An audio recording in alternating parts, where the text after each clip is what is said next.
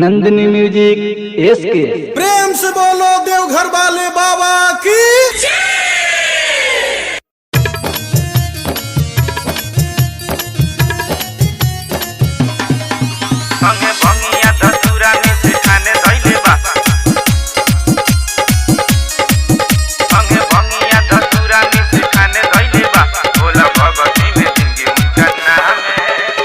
अहिले कमा के बंगाल सरे सारा छोड़ के झंझट जवाहल करे।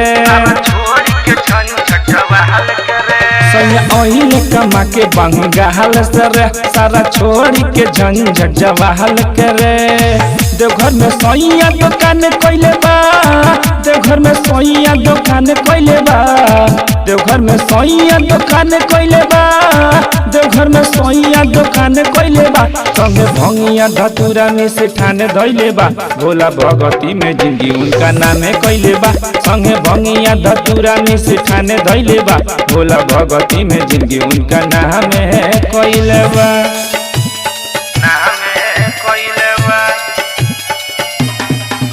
संगे भंगिया धतूरा में से ठाने धइले बा,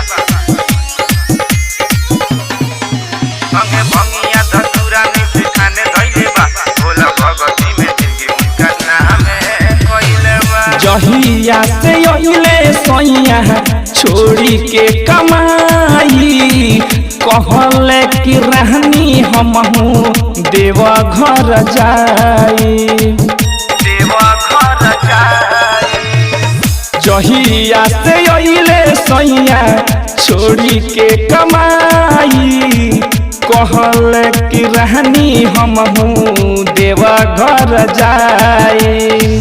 भक्ति में पूरा मगन भइले बा, भक्ति में पूरा मगन भइले बा, भक्ति में पूरा मगन भइले बा, भक्ति में पूरा मगन भइले बा। संगे भंगिया धतूरा में से ठान धइले बा, भोला भगती में जिंदगी उनका नामे कइले बा।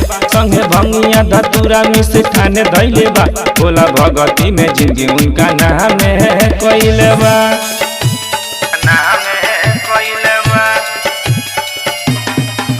संगे भंगिया धतूरा में से ठाने धइले बा,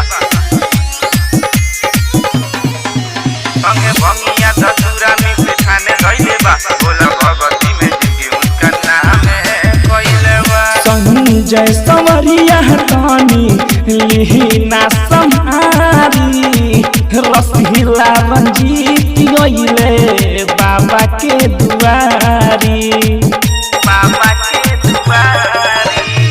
संजय संवरिया तानी लिहिना संहारी, रसिला रंजीत गइले बाबा के दुआरी। अविनाश जलावा चढ़ाई ले बा, अविनाश जलावा चढ़ाई ले बा, अमित जलावा चढ़ाई ले बा, अमित जलावा चढ़ाई ले बा। संगे भंगिया धतूरा में से ठान धइले बा, भोला भगती में जिंदगी उनका नामे कइले बा। संगे भंगिया धतूरा में से ठान धइले बा, भोला भगती में जिंदगी उनका नामे कइले बा। Nandini recording studio, Bajrang Chowk, Basantpur.